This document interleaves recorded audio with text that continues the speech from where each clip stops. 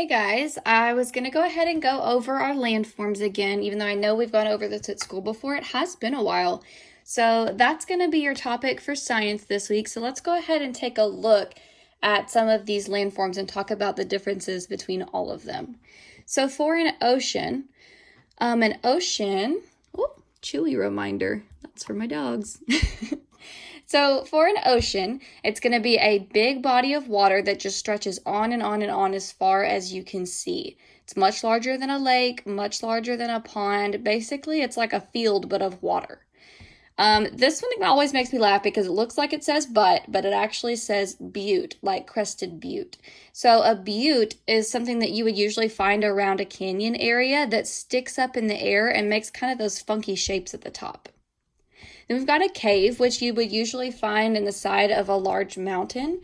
And a cave is going to be where the rock is actually carved out so that animals or people or things like that can get inside of it for shelter.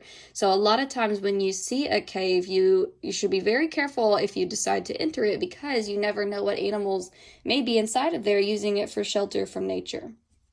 You've got a cliff, which is usually on the side of a mountain. You would see some of these in a canyon as well. It's where the rock comes to a sharp point and drops off here at the edge. A canal is a type of river that connects two bodies of water. So a lot of times a canal is used for boats to travel through to get from one area to another. It's not as large as like a long river usually, but it's shaped like one. A canyon is where two parts of a mountain come close to each other, but there's a drop off in between. Usually you'll see a river or a stream going in between the two of those. So a canyon is just a break in two large chunks of rock. A mesa is kind of like a butte, but it's kind of more flat on top. A gulf is where the ocean comes to, it comes up to the land and it kind of makes like this hole shape there. Kind of like the Gulf of Mexico. That's where it comes up to like Texas and Louisiana, and it's made like a little cup there.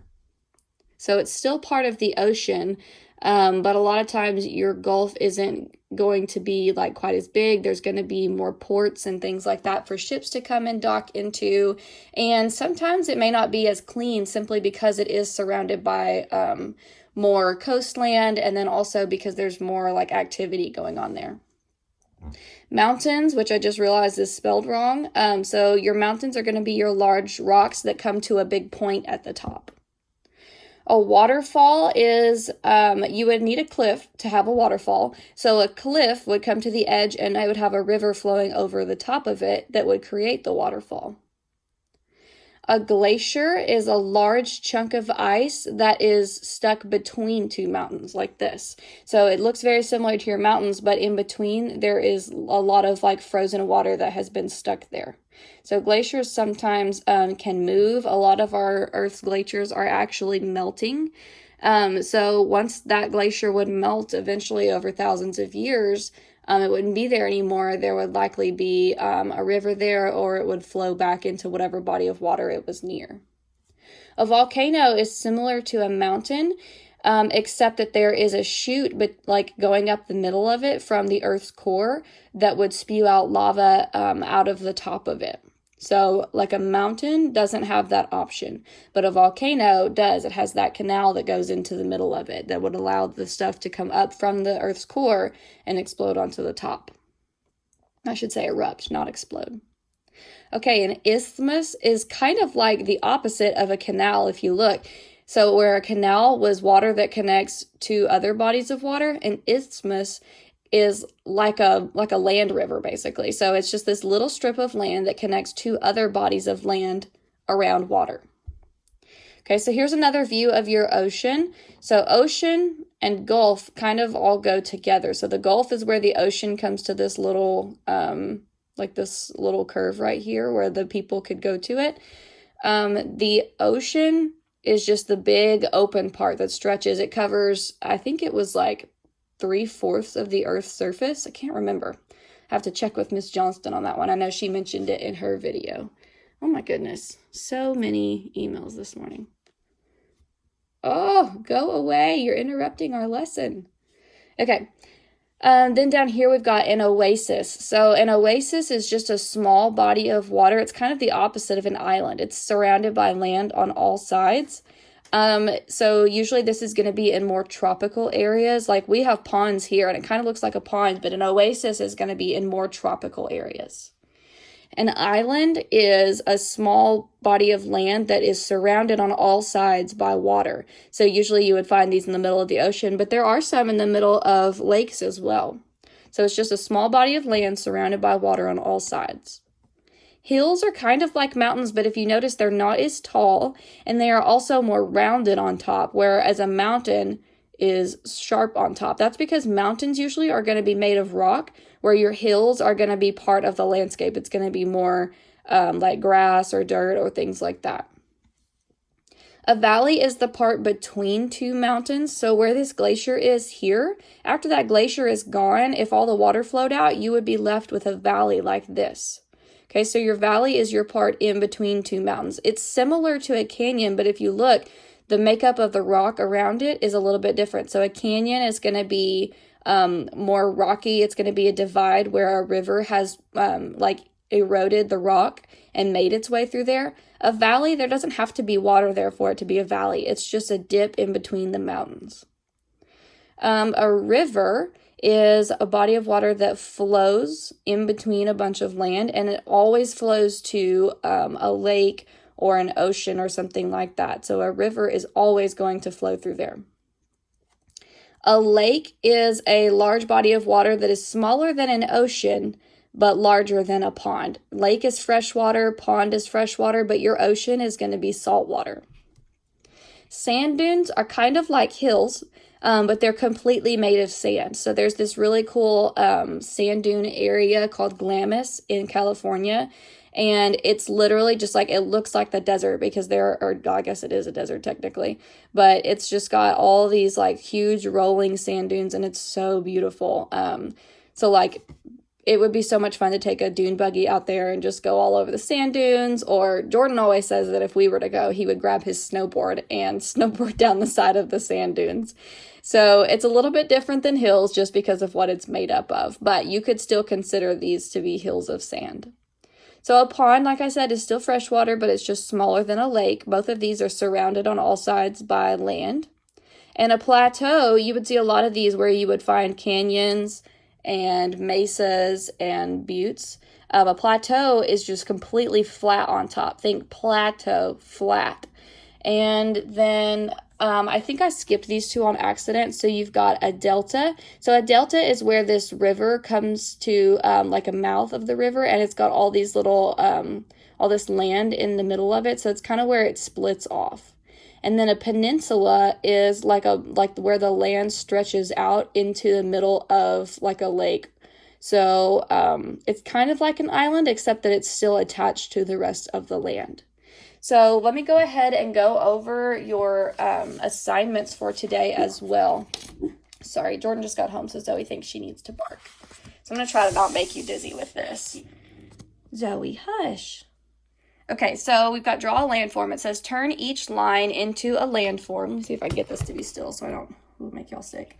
Okay, so it says turn each line into a landform. Make sure to label your drawing. So you're going to take a look at each line here, and then you're just going to see... And then you're just going to see which one of these, which one of the landforms we just went over, these lines remind you of. So maybe this one reminds you of sand dunes or a hill or something like that. You're going to complete that picture and then tell me what kind of landform you drew. And it'll be the same thing for each one of these. So really take a look at all of those landforms we just went over, and you're just going to transform each of these lines into a landform drawing. So make sure you take your time, add lots of detail, add some color if you'd like. That'll really help identify that landform as well, because if you noticed on our anchor chart, all those landforms were made up of different things like rock or grass or that red canyon rock or blue for the water. So make sure that you really add some detail there so that you can identify them much easier. And after you do that page, you're just going to pick one item from your choice board. So I'm going to go ahead and go over all of these with you real quick. So it says, choose a landform, write a letter to a friend describing the landform. Just remember all of those things that you need to do when you're writing a letter. You need to make sure that you start off by saying, dear, whoever you're writing it to. And then write a decent bit. If you're going to use 50 cents on a stamp, write enough detail to make it worth it. We're not just going to write 1 or 2 sentences. It needs to be a real letter that they would be excited to read, something that will actually teach them about it. And then at the bottom of a letter, remember, we always say like, sincerely, Miss Bine, or love, Miss Bine. You got to sign off from your letter. This one says, compare and contrast 2 landforms, create a poster. So that can look however you want it to on your poster. You can have like one landform on this side and one on this side and compare them. You can do it like a Venn diagram if you like, and tell me like this one belongs to these characteristics belong to this one, and then have them overlap in the middle. Illustrate a poster about the landforms in your state or country. So make sure you tell me if you're talking about the landforms in Texas or in America, because that's very different. Make sure that you talk to a parent about that, or maybe do some research to see what all we do have. If you don't have access or like a way to do that kind of research, just think about the landforms that you see in your community around you. It doesn't have to be, you know, all these landforms that you have to travel to get to. Think about what we have right here in East Texas that you see every day, and make a poster about that. This one says, select a landform and write a poem or rap about it. So you're just going to pick one landform and write down those lyrics. You can perform it if you'd like, or you can just send me a picture of your lyrics. But remember that most of those are usually going to rhyme. Design a model of a landform. This one could be kind of fun because it kind of gives you some room to be creative. So you would use anything that you've got at home to create like a real 3D model of a landform. So you might use Play-Doh to show me what mountains look like, or you might use some boxes to create your own canyon, or you might go outside and play in the dirt and build your own sand dunes. Whatever you have at home to work with, that's what you can use to design a model of your landform. Then you're just going to take a picture of that and send it to me and tell me what landform you created. This one says, you are the teacher. Create a test using vocabulary words. So just on a piece of paper, you're going to make a vocabulary test, kind of like what we would do at school, where we match the answers to the questions. So you would have to know the definitions for those. It can be in your own words. And then just have a word bank on the side where someone could match it. This one says, research a famous landform, create a social media post about it. So a famous landform, like some might be like the Atlantic Ocean, or Glamis Sand Dunes, or the Grand Canyon, or Palo Duro State Canyon, or Caddo Lake, whatever, or the Rocky Mountains, whatever big landform that you want to do, just do some research on it, figure out where it is, some cool facts about it, and then create a social media post about it. So like an Instagram post, or a Twitter post, or a Facebook, whatever social media you want to use, that's fine. There's even some cool templates that you can use online, and I'll go ahead and post a link to those too in case you want to print one out and use that. This says, illustrate a brochure about the different types of landforms. So a brochure is going to be when you have, let me see if I have a piece of paper here. Yeah. So a brochure is kind of like yesterday whenever we did that trifold. So it's going to be like this. So you might get handed these at church sometimes or things like that. So you would unfold it, and each panel or each section has different facts or like pictures about that landform. Create a list of famous landforms. Don't forget to organize it by the type of landform. So you can just create a big overall list of those. So list me some famous mountains, some famous canyons, some famous lakes or islands or oceans, and you're just going to organize it. So like all your oceans would be here, all your mountains would be here, all your canyons, all your rivers, things like that. And so you're just listing those and organizing them in that way. So today you're going to do your draw landform page and choose any one item from the landforms choice board and send me a picture of both of those. And that's it for today.